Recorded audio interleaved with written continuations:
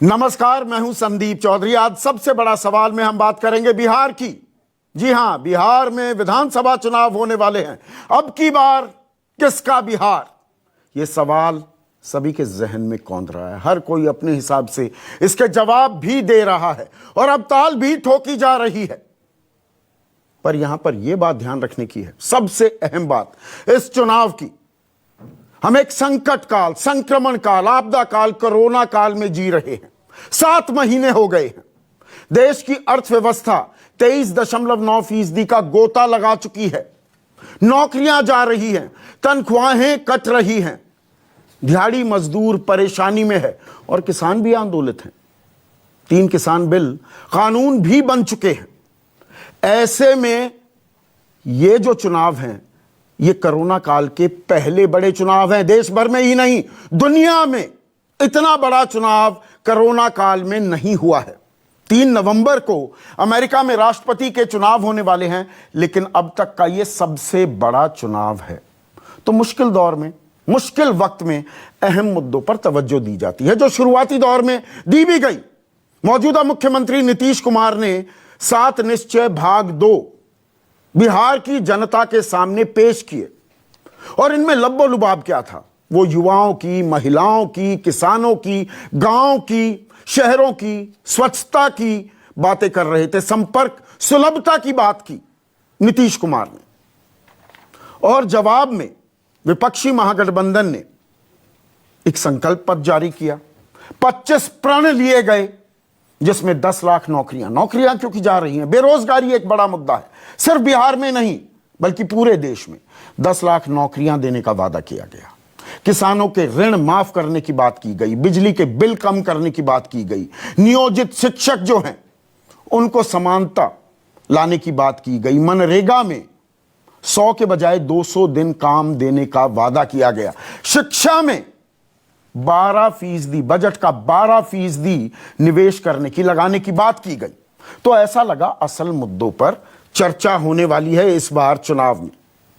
लेकिन यह चुनाव है, ये लोकतंत्र का जो मेला है ना, इसमें साम दाम दंड भेद सभी का इस्तेमाल होता है। और चुनाव आते ही पाकिस्तान का जिक्र ना हो, और अब तो चीन से हमारी तकरार चल रही है तो चीन भी जुड़ गया। आतंकवाद, हिंदू मुसलमान, ये तमाम मुद्दे एक के बाद एक आने लगे हैं। जिन मुद्दों पर पिछले 6 महीने से बहुत ही कम चर्चा हो रही थी, अब वो फिर से सेंटर स्टेज पर हैं, क्योंकि चुनाव सर पर है। और ऐसा नहीं है कि ये सिर्फ बीजेपी उठा रही है इन मुद्दों को, कांग्रेस भी मौका दे रही है। अब अगर शशि थरूर एक पाकिस्तानी प्लेटफॉर्म पर जाकर यह कहें कि तबलीगी जमात को जानबूझकर दोषी ठहराया गया ताकि हिंदू मुसलमान किया जाए, मुसलमानों को बदनाम करने की कोशिश की गई, तो बीजेपी ने पलटवार किया। ये कांग्रेस के नेता चुनाव से पहले पाकिस्तान के किसी प्लेटफॉर्म पर क्यों आते हैं, ये मेरी समझ से परे है। वो आए, बीजेपी ने हमला बोल दिया, पाकिस्तान परस्ती का आरोप लगाया, राहुल गांधी को राहुल लाहौरी कह दिया। चीन की बात आएगी ही आएगी। रक्षा मंत्री राजनाथ सिंह 20 रैलियां करने वाले हैं। चीन ने हमारी कितनी जमीन पर कब्जा किया है? हमारे 20 जवान जो शहीद हुए और वो 19 बिहार रेजिमेंट के थे, तो बिहार से सीधा सीधा कनेक्शन जुड़ता है। उनकी शहादत का क्या हमने बदला ले लिया? अप्रैल 2020 की यथास्थिति कायम हो गई है क्या? अभी इन सवालों के जवाब नहीं मिले, लेकिन चीन आ गया है। फिर टुकड़े टुकड़े गैंग, और यह सिर्फ बीजेपी अध्यक्ष जेपी नड्डा ही नहीं बल्कि उत्तर प्रदेश के मुख्यमंत्री योगी आदित्यनाथ, उन्होंने भी रैलियां की, कल 3 रैली की। तो विपक्ष को, आरजेडी को, कांग्रेस को टुकड़े टुकड़े गैंग करार दिया। राष्ट्र विरोधी ताकतों से मिले हुए होने का आरोप लगा दिया। आतंकवाद की भी बात हुई। देश के गृह राज्य मंत्री नित्यानंद राय ने कहा, आरजेडी की सरकार बनी तो कश्मीर से आतंकी पटना में आ जाएंगे, बिहार में आ जाएंगे। वो तंज कस रहे थे या अपनी नाकामी का इजहार कर रहे थे, ये भी मैं आगे पूछने वाला हूं। गृह राज्य मंत्री हैं तो आतंकी वहां से यहां कैसे आ जाएंगे? आतंकवाद अभी भी सर उठाए हुए है क्या? आप तो कहते हैं बिल्कुल खत्म कर दिया, उसकी रीढ़ की हड्डी तोड़ दी है, वो बिहार आ जाएंगे और आप देखते रह जाएंगे। ये तमाम सवाल हैं, लेकिन ये मुद्दे बन रहे हैं। एक के बाद एक ऐसे मुद्दे उठाए जा रहे हैं। तो मुद्दे बरगलाने वाले होंगे, भड़काने वाले होंगे, असल मुद्दों पर चुनाव होगा। बिहार की जनता जनार्दन वो है, वो तो तय करेगी ही, लेकिन किस तरह से इन मुद्दों को उठाया जा रहा है उस पर एक नजर। अपवित्र गठबंधन है, अपवित्र गठबंधन, अस्वाभाविक गठबंधन है। आपको याद है ना कि इचरी में किस तरीके से हमारे राम भक्तों को बीच रास्ते में प्लान तरीके से मारा गया था, याद है ना? ये वही है टुकड़े टुकड़े गैंग, ये वही है लोग जो देश में विध्वंस फैलाते हैं, ये वही है। और सबसे बड़ी बात यह है कि तेजस्वी यादव को तो मालूम ही नहीं है कि आरजेडी तो हाईजैक हो गई। भारत और चाइना बॉर्डर पर गलवान घाटी में हमारे बिहार रेजिमेंट के जवानों ने बलिदान देकर भारत माता के स्वाभिमान को बचाया है। बहनों भाइयों, मैं उनकी शहादत को नमन करता हूं। आपने देखा होगा कश्मीर में धारा 370 हटी तो पीड़ा किसको हुई? या तो राहुल गांधी को या ओवैसी को। कश्मीर में धारा 370 हटनी चाहिए थी कि नहीं हटनी चाहिए थी?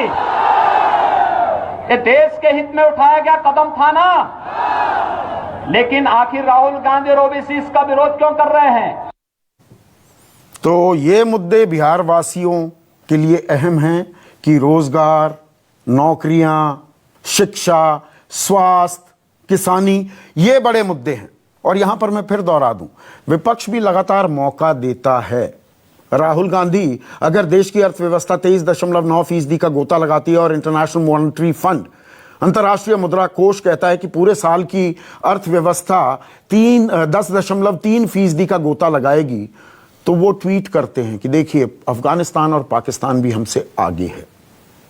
वो ये बताना भूल जाते हैं कि अमेरिका में 25,000 लोगों की मौत होती है, 10 लाख में से 25,000 कोरोना संक्रमितों की मौत होती है। तो हमें पाकिस्तान और अफगानिस्तान लाने की क्या जरूरत है, यह भी समझने की बात है। लेकिन असल मुद्दे भी उठाए जा रहे हैं, उस पर भी एक नजर। कुमार जी मानसिक और शारीरिक रूप से थक चुके हैं और हम इसलिए कह रहे हैं वो थक चुके हैं कि उल जुलूल जो बयान जो है वो कहा जा रहा है। अब नीतीश कुमार जी 15 साल शासन करने के बाद ये कह रहे हैं कि नौकरी देने का पैसा कहाँ से आएगा। अब उनको ये बताना चाहिए कि जो 60 घोटाले इन लोगों ने किए हैं तो लगभग 30,000 करोड़ बिहार के बजट का पैसा है। कहाँ गया वो 30,000 करोड़ रुपए? राजीव गांधी रोजगार मित्र योजना, हर गांव के अंदर एक रोजगार मित्र लगेगा जो हमारे युवाओं को रोजगार के देने में, उनके लिए उस प्रकार के उद्योग लगवाने में सरकार की ओर से मदद करेगा। ऐसे में आज का सबसे बड़ा सवाल, बिहार की लड़ाई पाकिस्तान और चीन पर आई, और क्या बेरोजगारी बन पाएगा चुनावी मुद्दा? चर्चा में मेरे साथ बीजेपी की राष्ट्रीय प्रवक्ता नौकरशाह रह चुकी हैं, आईएएस ऑफिसर रह चुकी हैं, अपराजिता सारंगी हैं। कांग्रेस की राष्ट्रीय प्रवक्ता रागिनी नायक, डॉक्टर रागिनी नायक, अब इन्होंने पीएचडी भी कर ली है। मेरे साथ जेडीयू के मुख्य प्रवक्ता राजीव रंजन हैं, आरजेडी के मुख्य प्रवक्ता मृत्युंजय तिवारी, एलजेपी, आजकल इनकी चर्चा बहुत हो रही है, 2 ही विधायक हैं पर चर्चा बहुत है, उनके नेशनल वाइस प्रेसिडेंट और मुख्य प्रवक्ता AK वाजपेयी, और मेरे सहयोगी और बिहार पर लगातार नजर बनाए रखते हैं, लेकिन बिहार तक महदूद नहीं है, ये पूरी देश की राजनीति को समझते हैं, सुकेश रंजन मेरे साथ जुड़ चुके हैं। अपराजिता, मेरा सवाल बिल्कुल सीधा, चुनाव बिहार में हो रहे हैं, ये पाकिस्तान, चीन, इसकी बात कहां से आ गई? आप सबको नमस्कार। नमस्कार। देश के राजनीतिक पटल पर कांग्रेस बेरोजगार हो चुकी है और इस बेरोजगारी में उनकी बौखलाहट बढ़ गई है, हकला रहे हैं। देश के अंदर किसी तरह का मुद्दा उनके पास नहीं है, इसलिए पाकिस्तान जाकर या पाकिस्तान के बारे में बात करके या चीन के बारे में बात करके मुझे लगता है उन देशों में अपनी संभावनाओं की तलाशी कर रहे हैं। अच्छा। मुझे लगता है कि ये सरासर उनकी जो बेरोजगारी है उसका परिचायक है। आप देखिए, आप एक पर एक नेताओं का बयान देखिए, ये राष्ट्रद्रोह है। मुझे लगता है कि इस तरह का वक्तव्य देना, किस तरह के वक्तव्य पाकिस्तान की के बात कर विषय रहे में हैं? कौन देना, से चीन के वक्तव्य की विषय बात में कर रही देना हैं और आप? अपने प्रधानमंत्री अपराजिता, कौन से शशि वक्तव्य थरूर की बात कर मैं रही कर हैं? रही हूँ, चिदम्बरम जी की बात कर रही हूँ, मणिशंकर अय्यर जी की बात कर रही हूँ, राहुल गांधी जी की बात कर रही हूँ। क्या हो रहा है इन्हें? ये क्या कर रहे हैं? जेल में डालिए ना, राजद्रोह कर रहे हैं, सेडिशन का मुकदमा चलाइए, एनएसए लगाइए, जेल में डालिए। इनको जेल में क्यों नहीं डालते?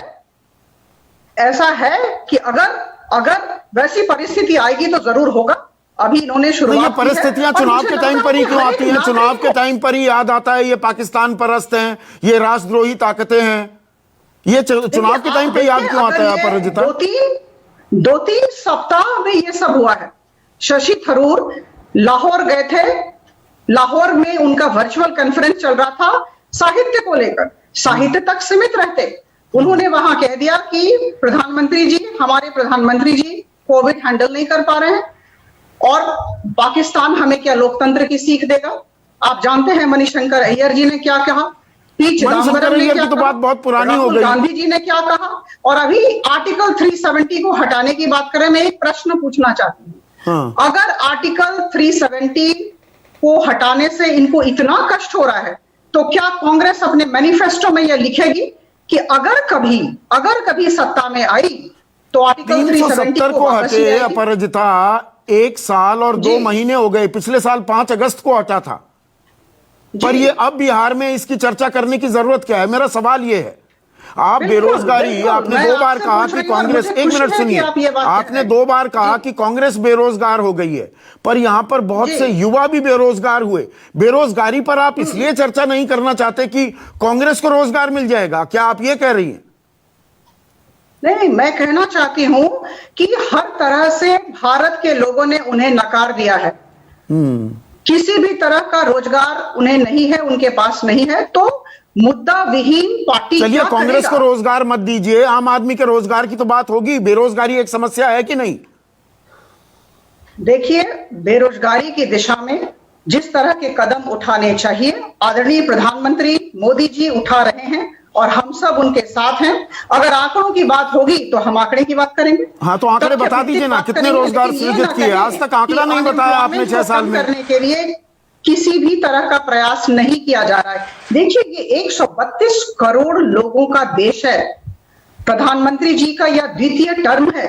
हर एक क्षेत्र में उन्होंने नए अभियान शुरू किए हैं। नए अभियान मैं जानता हूं अपराजिता, आप तो नौकरशाह रही हैं, मुझे आंकड़े बता दीजिए ना, कितने रोजगार सृजित हुए? बात ही खत्म हो जाएगी। 6 साल में कितने रोजगार सृजित हुए?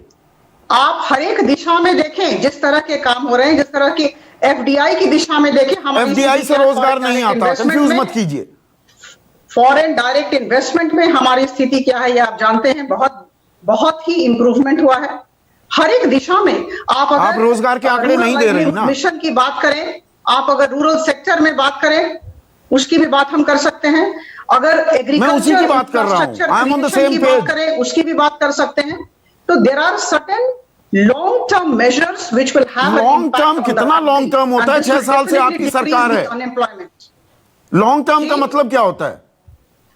देखिए, ऐसा है कि प्रोग्राम्स बनाए जाते हैं, प्रोग्राम्स बनाए जाते हैं और हम लोगों की जो लेगेसी है, आप सोचिए हमने यूपीए 2 से क्या लिया और वहां से फिर हम लोग सुधार के मूड में हैं। सुधार तो मतलब रोजगार के आंकड़े आप नहीं दे पा रही हैं। आप 20 लाख करोड़ का फाइनेंशियल स्टिमुलस पैकेज देखें, समय का अभाव है, एक एक करके आपको आपके समक्ष में 20 करोड़ 97 लाख में से 2 लाख करोड़ ही लोगों की जेब में आए, बाकी सब तरलता थी। लोन मेले लग गए, वो लोन कितनों ने लिए आप भी जानती हैं मुझसे बेहतर। नहीं, देखिए, हम सब इस बात को जानते हैं और जिस तरह से इंफ्रास्ट्रक्चर के दिशा में काम हो रहा है, जिस तरह से सॉफ्ट कंपोनेंट्स की दिशा में काम हो रहा है, हर तो उस बारे में बात क्यों नहीं करते?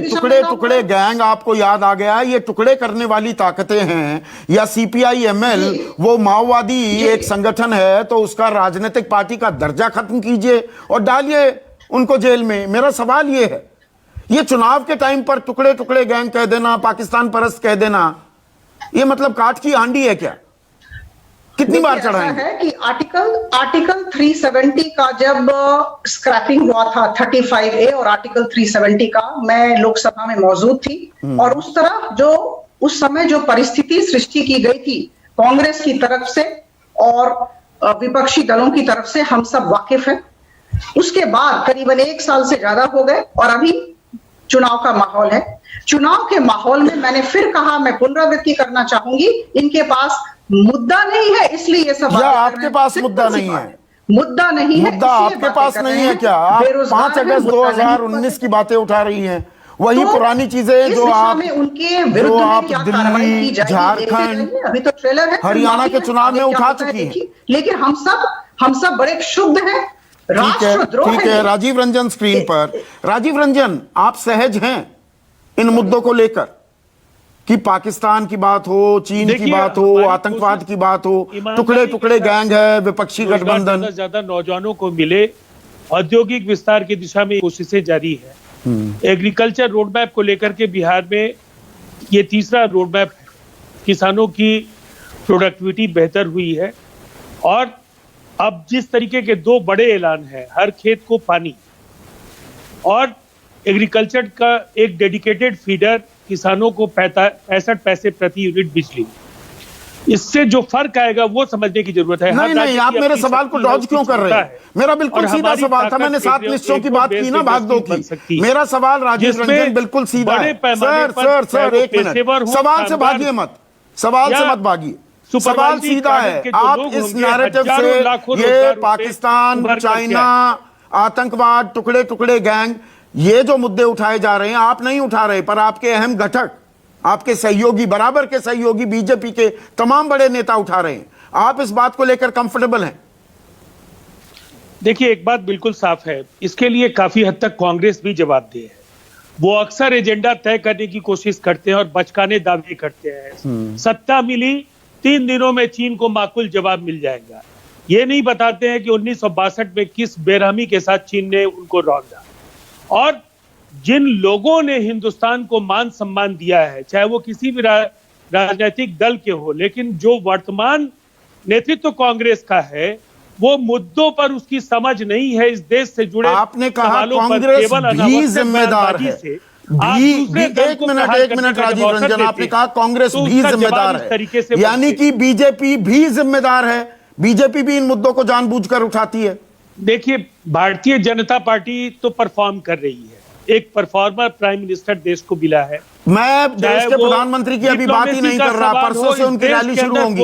जेपी नड्डा कहते हैं टुकड़े टुकड़े गैंग है, इंडस्ट्रियल, यही बात योगी आदित्यनाथ कहते हैं। जब दुनिया मंदी के दौर से गुजर रही है, हिंदुस्तान के 8 के कोर सेक्टर्स में एक बड़ी चुनौती है उसको ऑर्डर में लाना, और उस पर काम हो रहा है। जो आरबीआई के ऐलान है और भारत सरकार का जो पैकेज है, एक फिर भाग रहे हैं आप सवाल से। संकट और उसके पहले मंदी, इससे पार पाना केंद्र सरकार के लिए एक चुनौती जरूर है, लेकिन उस पर वो भरपाई पूरी मजबूती से उसको एक अवसर बनाने में लगी हुई है।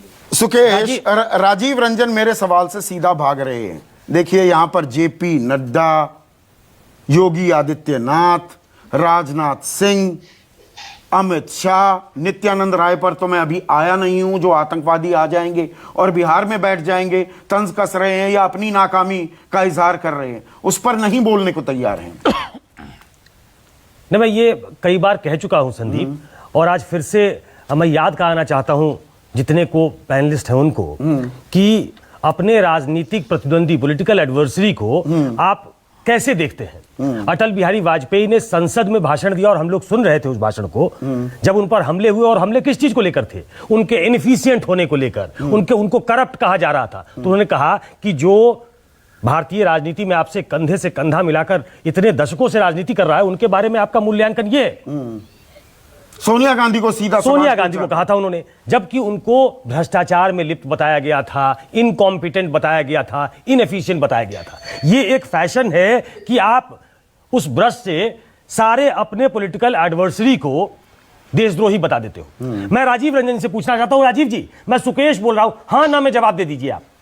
नित्यानंद राय जी ने कहा कि अगर यहां पे आरजेडी जीती तो कश्मीर से आतंकी बिहार आ जाएंगे। यह बयान सही है कि गलत है? अब उनके पास क्या इनपुट्स हैं मैं नहीं जानता हूं। अराजकता, अपराध और जो इस राज्य में नक्सलवाद को लेकर के कांग्रेस जो राजद की छवि रही, वो तो बिल्कुल उससे कभी भी हम इनकार नहीं कर सकते। वो उस दौर को बिहार में कोई लौटने देना नहीं चाहता। मैं उस दौर में नहीं जाना चाहता। मैं कह रहा हूं कि ये जो बयान आए हैं राजीव जी, क्या उसकी तस्दीक करते हैं आप? क्या उसको ठीक मानते हैं आप? बिहार में आएंगे तो मुझे लगता है इस पर बेहतर है भारतीय जनता पार्टी ही रोशनी डाले। भारतीय जनता पार्टी रोशनी डाले। दूसरा सवाल, एक सवाल और पूछ लेता हूं। एक सवाल और पूछ लेता हूं। सीपीआई, सीपीआई एमएल, सीपीएम, इनको टुकड़े टुकड़े गैंग मानते हैं आप? देश में टुकड़े टुकड़े गैंग मानते हैं आप? बहुत गंभीरता से लेने की जरूरत नहीं है। साम्यवाद अब किताबों में बच गया है और जिस क्रेमलिन और जो बीजिंग की जो दीवारें हैं वो भी पूंजीवाद की तरफ पूरी तरह से वो पूंजीवाद के लिए खोल दी गई। आपने मेरे सवाल का जवाब नहीं दिया। वो पॉलिटिकली इररिलेवेंट हो गए, वो पॉलिटिकली इररिलेवेंट हो गए। एक बात हो गई, क्या वो टुकड़े टुकड़े गैंग हैं? क्या वो देश के टुकड़े करना चाहते हैं? दुर्ग ढह गए और इसीलिए साम्यवादी दल हो या अति वामपंथी रुझान के जो राजनीतिक दल हैं, इस देश के विकास को लेकर के उनका नजरिया बहुत ही आप विकास के नजरिए की बात कर रही हैं। अब दोनों चीजों पर अपराजिता आपका कमेंट चाहूंगा। नित्यानंद राय ने जो कहा सही कहा, आतंकी आ जाएंगे बिहार में। और कहां से आएंगे वो? मतलब श्रीनगर से चलेंगे, पटना पहुंच जाएंगे, कोई रोक नहीं पाएगा। मैं सीधी सी बात कहती हूं, आदरणीय प्रधानमंत्री जी का ये दूसरा टर्म है और जिस तरह वो देश को नेतृत्व दे रहे हैं, जो प्रीपोल सर्वेस हुए हैं बिहार में, मैंने सर्वे की बात ही नहीं पूछी। मैं सीधा पूछ रहा हूं। नित्यानंद राय ने सही कहा। देखिए, टुकड़े टुकड़े गैंग निरर्थक हो चुके हैं, इररिलेवेंट हैं। ये तो आप मुद्दा क्यों उठा रहे हैं? जेपी नड्डा टुकड़े टुकड़े गैंग कर रहे हैं, योगी आदित्यनाथ निरर्थक बातों को उठा रहे हैं आपके राष्ट्रीय अध्यक्ष। नहीं, ऐसा है कि देखिए, जब चीन की बात हो रही है, पाकिस्तान की बात हो रही है और ये लोग चाहते हैं हमेशा से जाति की राजनीति करना और अभी हम विकास की राजनीति, आप अंतर्राष्ट्रीय राजनीति कर रहे हैं। प्रधानमंत्री मोदी ये जातीय राजनीति कर रहे हैं, राजनीति की बात करते हैं। और अगर हम नीतीश कुमार जी का भी रिपोर्ट कार्ड देखें, केंद्र सरकार की सहायता से उन्होंने जो भी काम किया है, हर एक सेक्टर में आंकड़े हैं, अगर कहें तो बता दो। नहीं, मैं आंकड़ों पर नहीं, मैं पहले ये भारत की राजनीति, बिहार का चुनाव और ये पाकिस्तान, चीन, आतंकवाद, आतंकी कोई बड़ी घटना बिहार में कई सालों से नहीं हुई, ये क्यों आ रही? और ये राष्ट्रद्रोही ताकतें, उनको जेल में क्यों नहीं डाला जाता? लेकिन एक हाथ से ताली नहीं बजती। अब मैं दूसरे हाथ की बात करता हूं। 1 मिनट। और हाथ ही आपका सिंबल है, रागिनी नायक। मौका तो आप देते हैं। ये चुनाव से पहले आपको नेताओं को कौन सी ऑब्सेशन है, कौन सा फितूर है कि पाकिस्तान के प्लेटफॉर्म पर जाकर आप कोई ना कोई बयान देते हैं? मतलब शशि थरूर को यह क्या कहना कि नहीं जी मुसलमानों को बदनाम किया जा रहा है, तबलीगी जमात को टारगेट किया गया, पाकिस्तान के प्लेटफॉर्म पर ही बैठकर यह बातें कहनी है शशि थरूर को?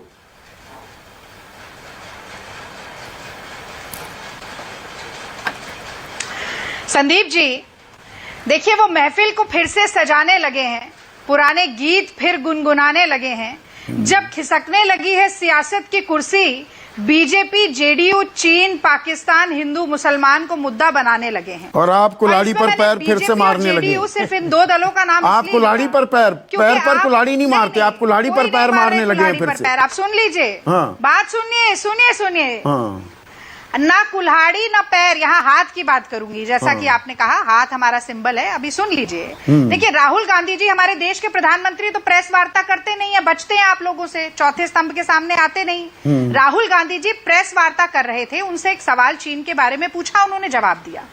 शशि थरूर अपने घर पर बैठकर वर्चुअल मीटिंग कर रहे थे। ये बोलना जाए कि वो लाहौर गए थे, गलत। नहीं, लाहौर के प्लेटफॉर्म पर थे। मैंने बोला ही नहीं कि वो लाहौर गए। में एक सवाल पूछा गया, उन्होंने जवाब दिया। सुनिए ना।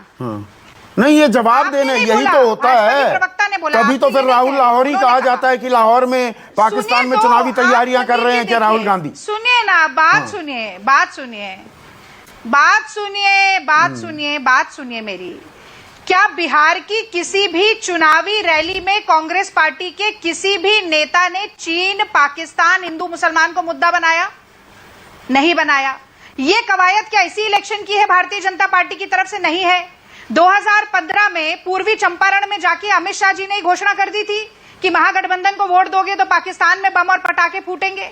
तो ये पाकिस्तान को जिंदा करना हर चुनाव में और बहुत ही सलीके के साथ करना, ये भारतीय जनता पार्टी की पुरानी कहानी है। अंतर्राष्ट्रीय मुद्रा कोष 10.3% के गोते की बात करता है। राहुल गांधी कहते हैं देखिए पाकिस्तान, अफगानिस्तान भी हमसे बेहतर कर रहा है। This is the solid achievement of prime minister Modi. आप भी तो लेकर आते हैं ना पाकिस्तान, अफगानिस्तान को। हाँ ठीक है, मैं उसका भी जवाब देती हूँ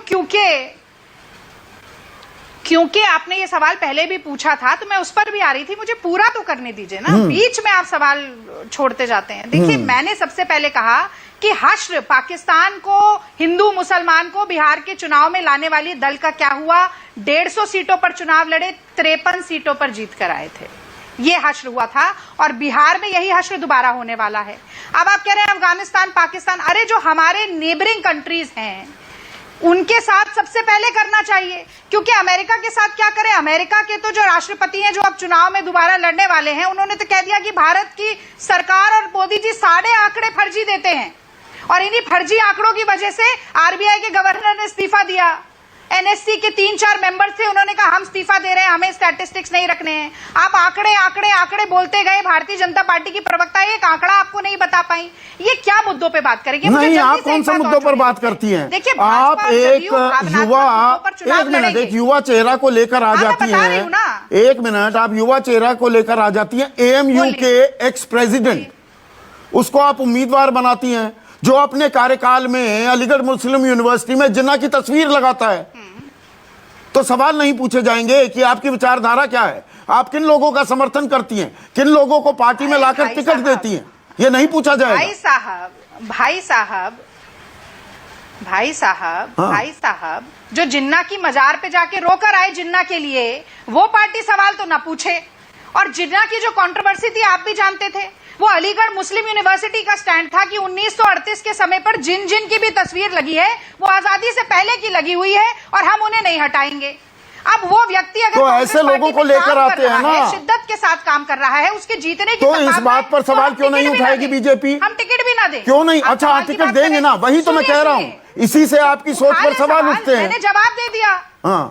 अरे आपने सवाल उठाया, मैंने जवाब दे दिया कि जिन्ना बिहार का मसला नहीं है। जिन्ना अलीगढ़ मुस्लिम यूनिवर्सिटी में अच्छा बिहार का मसला नहीं बनेगा, दूसरा राजनीतिक दल उसको मसला नहीं बनाएगा, क्यों नहीं बनाएगा? बनाएंगे तो हम बार बार आपसे कहेंगे कि पहले अडवाणी जी को जाकर समझाइए ये बात कि वो मजार में क्यों रोकर आए थे। खैर वो छोड़िए। देखिए भावनात्मक मुद्दों को भारतीय जनता पार्टी इसीलिए लगातार कुरेदती है ताकि लोगों की तार्किक शक्ति क्षीण पड़ जाए। वरना बिहार की जनता तो पूछ रही है, आप मौका देती हैं 6 करोड़ लोग बेरोजगार क्यों हैं, 47% बेरोजगारी दर क्यों है? नहीं अब 47 नहीं है, अब वो 12-13% आ गई। वो बिहार में महिलाओं के खिलाफ 35% अपराध क्यों बढ़ गया है? सबसे ज्यादा था बिहार में। सबसे ज्यादा था, ये मत बताइए अभी 40% आधी थी उससे। इसलिए झुटलाया नहीं जा सकता। 35% महिलाओं के खिलाफ अपराध बढ़ गया है। आपने खुद बोला था चैनल पर 43,000 लोगों में एक डॉक्टर है। नीति आयोग के हिसाब से विकास, शिक्षा और स्वास्थ्य के मसले में सबसे निचले पायदान पर बिहार है। और छोड़िए, आपने आज ही ट्वीट किया आपके चैनल ने कि नीतीश बाबू की रैली में लालू जी के नारे लग रहे हैं और नीतीश बाबू बौखला रहे हैं और कह रहे चुप हो जाइए, वोट देना नहीं देना है मत दीजिए। नहीं उसके लिए तो अभी बहुत समय है, वो तो चर्चा हम करते रहेंगे। लेकिन मृत्युंजय तिवारी, एक मिनट, पब्लिक क्या बोल रही है? हाँ मृत्युंजय तिवारी 30 सेकंड का एक रिबटल के लिए आप मुझे समय। हाँ राजीव बोलिए, राजीव रंजन आप बोलिए, फिर आता हूं मैं मृत्युंजय तिवारी पर। जी बोलिए, आप रिबटल देना चाह रहे थे। हाँ मैं ये कहना चाहता हूं, उन्होंने जो आंकड़े दिए हैं उसका आधार क्या है?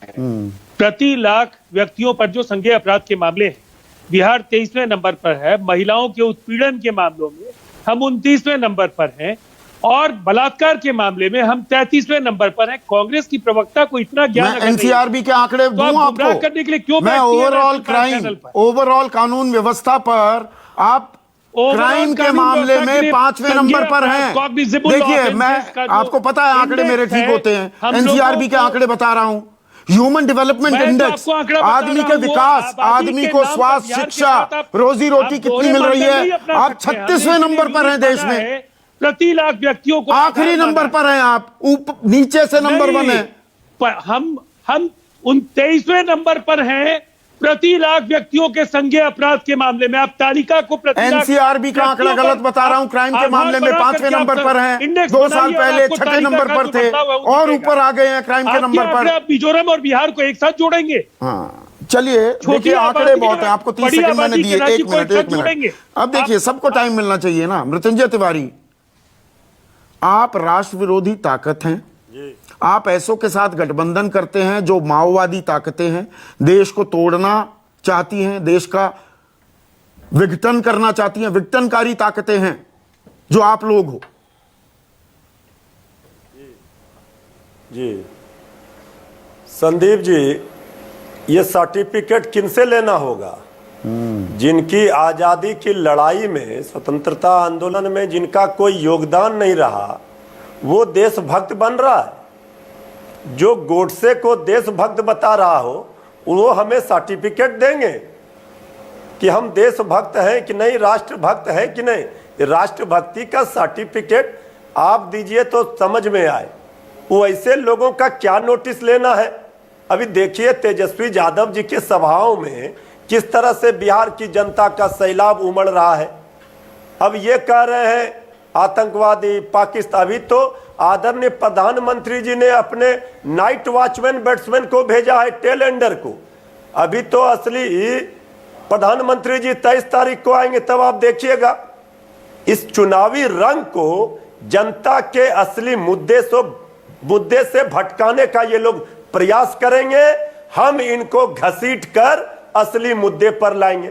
हमारी बहन है मुद्दों की बात कर रहे हैं आप, रेवड़ियां बांटना असली मुद्दे उठाने की से जोड़ रहे हैं क्या? 1 मिनट, सिर्फ मृत्युंजय तिवारी स्क्रीन पर। मृत्युंजय तिवारी, क्या आप रेवड़ियां बांटना उसे विकास की बातें असल मुद्दे बता रहे हैं? 10 लाख रोजगार दे देंगे जी, 12% खर्च कर देंगे शिक्षा पर बजट का, हम मनरेगा 100 से 200 दिन कर देंगे। कोई जादुई छड़ी है? कोई प्रिंटिंग मशीन लगा रखी है आपने, नोट छाप दोगे? देखिए नीतीश कुमार यही तो कह रहे हैं, आसमान से टपक जाएंगे पैसे। संदीप जी, हाँ संदीप जी, आप भी जानते हैं ये बिहार की धरती है जहां दशरथ मांझी पहाड़ तोड़कर, पहाड़ काट कर रास्ता बना सकते हैं। ये इच्छा शक्ति, संकल्प शक्ति तो हमने दिखाई ना। हमने कहा, जो वादा किया, हमने तो जुमलेबाजी नहीं किया है। हमारा तो यही यूएसपी है, जो हम वादा करते हैं उसे पूरा करते हैं। आप देख लीजिए, पहले हमारे कार्यकाल में ठीक है कि हमारे प्रति लोगों में एक परसेप्शन खराब किया गया, लेकिन अगर हम बात कर रहे हैं रोजगार की, बेरोजगारी दूर करने की, भूखमरी दूर करने की, बिहार की बदहाली दूर करने की, शिक्षा स्वास्थ्य ठीक करने की, अरे वो पैसा कहां से आएगा? कौन नहीं करना चाहता ये? मृत्युंजय तिवारी, पाकिस्तान, ये पैसा कहां से लेकर आओगे? सवाल तो यही है। बेरोजगारों को 1500 रुपए दे दोगे, मनरेगा 100 से 200 दिन कर दोगे, शिक्षा में 12% लगा दोगे, 10 लाख लोगों को पहले ही दिन हस्ताक्षर कर नौकरी दे दोगे। पैसा लगता है ना इसके लिए। सुन लीजिए, सुन लीजिए संदीप जी, हम पैसा वहां से देंगे, वो पैसा लाएंगे। अभी सभी सरकारी डिपार्टमेंट में, चाहे बिहार पुलिस का हो, शिक्षा का हो, विश्वविद्यालय का हो, हर जगह पर देखिए पद रिक्त है। और जो घोटाले में, गंगोत्री में भ्रष्टाचार की नदियों में पुल, तटबंध, बांध बह गए, 60 घोटाले हुए, उसके पैसे बचेंगे तो उनको हम वेतन देंगे, हम फैक्ट्री लगाएंगे।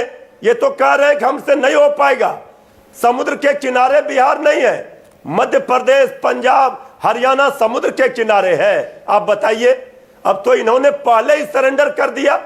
हमने तो बेरोजगारी का मुद्दा उठाया, हमने भुखमरी का मुद्दा उठाया, विशेष राज्य का दर्जा कहां गया, इस पर हमने सवाल किया। अमन चैन शांति की व्यवस्था की, बाढ़ की बदहाली 15 वर्षों में क्यों नहीं दूर हुई? इन्होंने शिक्षा व्यवस्था, टॉपर घोटाले क्यों हुए? शिक्षा व्यवस्था, तो आप मुद्दे उठाने की कोशिश कर रहे हैं, आप ये ताल ठोक रहे हैं। यहां पर आज आपके लिए काम आसान कर देता हूं। AK वाजपेयी, मुद्दे भटकाने की कोशिश है या मुद्दों पर रहने की कोशिश है? दाएं बाएं जाइए, जो ना सवाल मैं पूछूंगा ना, सवाल शो मेरा है, सवाल जो मैं पूछना चाहूं पूछूंगा। चलिए पूछिए। हाँ जी बताइए। मुद्दे से भटकाया जा रहा है पाकिस्तान चीन करके, आतंकवाद टुकड़े टुकड़े गैंग करके, या बेरोजगारी, स्वास्थ्य, शिक्षा, यही असल मुद्दे हैं? पहले तो एक बात बताइए, बिहार जो है इस देश का हिस्सा है कि नहीं है? बिल्कुल है। बिल्कुल है। हाँ। वहाँ के नागरिक पूरे देश से कंसर्न है कि नहीं है? बिल्कुल है। तो अगर ये बातें कही जा रही तो इसमें ऐतराज क्यों भाई? बिल्कुल ठीक कही जा रही है। अगर सोनिया गांधी प्रेस कॉन्फ्रेंस करके कहेंगी कि भाई देश बड़ा गंभीर हो गया और डेमोक्रेसी को खतरा हो गया है, तो उसका जवाब नहीं आएगा क्या? अगर शशि थरूर प्लेटफॉर्म चाहे यहाँ बैठ के कहें चाहे वर्चुअल मीटिंग में कहें, तो उसका रिस्पॉन्स नहीं आएगा और उनका इतिहास वापस नहीं गिनाया जाएगा क्या कि क्या क्या बयान देते हैं, इन्होंने क्या क्या नहीं कहा? सेना के चीफ, आपका तो विजन डॉक्यूमेंट आया बिहार फर्स्ट, बिहारी फर्स्ट, ये बिहार फर्स्ट है। हमारी पार्टी पे इस तरह ये लोकसभा चुनाव हो रहा है कि विधानसभा चुनाव है? अच्छा, वो मतलब अब सर्टिफाई किया जा सकता है आप बीजेपी की बी टीम है? कैसे? बीजेपी की बात है ना, क्योंकि ये जेडीयू नहीं कह रही है, बीजेपी कह रही है। Lok Janshakti Party election commission of India में रजिस्टर्ड है, जैसे बीजेपी रजिस्टर्ड है। अपना झंडा, अपना निशान, अपना मैनिफेस्टो। एजेंडा किसका? अपना नहीं, किसी का एजेंडा नहीं झंडा तो आपका, एजेंडा किसका? हमारा एजेंडा भी हमारा 28 पेज का है और इसमें एक एक चीज को हमने डील किया है और जो सॉल्यूशन निकल तो विपक्ष टुकड़े टुकड़े गैंग है, आतंकवादी आ जाएंगे यहाँ पर, पाकिस्तान की प्रशंसा की जा रही है, ये बातें बिल्कुल सही है। यही मुद्दे हैं बिहार के। विपक्ष टाइमिंग के हिसाब से क्वेश्चनिंग करेगा सेना से कि भाई आपने कितने मारे, इसमें तो बड़ी डिबेटें हुई हैं, तो इस पे ऐतराज क्या हो गया? मतलब आप ये कह रहे हो कि बिहार का इलेक्शन है तो ये चीजें बिल्कुल मत कहिए, यही कहना चाह रहे हो? क्यों ना कहिए भाई? अगर वो क्रिटिसाइज करते हैं और ऐसे मौकों पे करते हैं कि जब उनको नहीं करना चाहिए, ये शशि थरूर को पढ़े लिखे आदमी है, इंटेलिजेंट है, बहुत इंटेलेक्चुअल है, क्यों जानबूझ के ऐसी बात कही? वही कुल्हाड़ी वाली बात भाई। अगर वो कहेंगे लूज बॉल फेंकोगे तो बीजेपी तो फायदा उठाएगी भाई, क्यों? तो मतलब रोजगार की बात करने की सारी जरूरत बातें नहीं हो रही हैं। देखिए ऐसा तनख्वाहें जो कट रही हैं सारी, इसीलिए दिहाड़ी मजदूर जिनकी नौकरी चली गई थोड़ी मिली, अब दोबारा से सीएमआई का आंकड़ा आया है कि ग्रामीण इलाकों में बेरोजगारी और बढ़ रही है। संदीप जी, इसीलिए नीतीश को बिहार से हटाना है। हमने ये बहुत पहले बात ये नीतीश कुमार कर रहे हैं, हमने सब कुछ गलत। ये बेरोजगारी नीतीश कुमार, बाढ़ नीतीश कुमार, हॉस्पिटल खस्ताना नीतीश कुमार, ग्रेजुएशन की डिग्री नहीं मिल रही नीतीश कुमार, ये तो सब उन्हीं को जाएगा। और देखिए कितनी कलाकारी है, वो कंपेयर किससे कर रहे हैं? पिछले 15 साल से। नीतीश कुमार जी 15 साल क्यों कर रहे हो? पीछे 55 साल पे जाओ ना, कि उस वक्त जीडीपी इतनी थी और बिहार का बजट इतना था, उसकी बातें नहीं करेंगे। सुकेश, तो इसको जवाब तो देना पड़ेगा। ये इनका दिलचस्प टेक है, ये बिल्कुल सुर में सुर मिला रहे हैं बीजेपी के। लेकिन ये बिहार की जनता कंफ्यूज होगी या बिहार की जनता के लिए मुद्दे कौन से होंगे? आतंकवाद भी मुद्दा है, राष्ट्रभक्ति एक मुद्दा है जिस पर वोट भी मिले हैं, लोगों ने उस बात को समझा, सराहा है एक बहुत बड़े तबके ने, या दरअसल लड़ाई नौकरी की है, शिक्षा की है, स्वास्थ्य की है? देखिए, चुनाव में एक डिफेंडर होता है, एक चैलेंजर होता है। नीतीश कुमार बीजेपी ये डिफेंडर है। आप जब डिफेंडर होते हो तो आप किसी तरीके से, आपको मैच लूज नहीं करना है, वो खेल खेलते हो। जो चैलेंजर होता है वो आपको नए सपने दिखाता है। याद करिए 2014, मैं बार बार कहता हूं, 2 करोड़ नौकरियों का वादा, काले धन लाने का वादा, वो तमाम वादे थे। तो तेजस्वी वही काम कर रहे हैं। एक फिगर मैं पहले भी शो में दे चुका हूं, दर्शकों की सुविधा के लिए फिर से दे देता हूं। बिहार में 18 से 23 साल के करीब 1 करोड़ 20 लाख युवा हैं। अगर 30 साल तक का आंकड़ा ले ले तो करीब 2 करोड़ युवा होंगे। बेरोजगारी सबसे बड़ा मुद्दा है, रोजगार सबसे बड़ा मुद्दा है। वो जब तेजस्वी की तरफ से यह बात आई कि 10 लाख नौकरी तो पहले हस्ताक्षर में होगी, यह बहुत अट्रैक्टिव है, यह अल्योर करती है, ये लोगों को एस्पायर करती है कि अरे भाई एक बार मौका दे दे क्या, 15 साल तो नीतीश कुमार को दे ही चुके हैं। वो रेजोनेट कर रहा है और वो नीतीश कुमार को मजबूर कर रहा है कि उस टर्फ पे आए।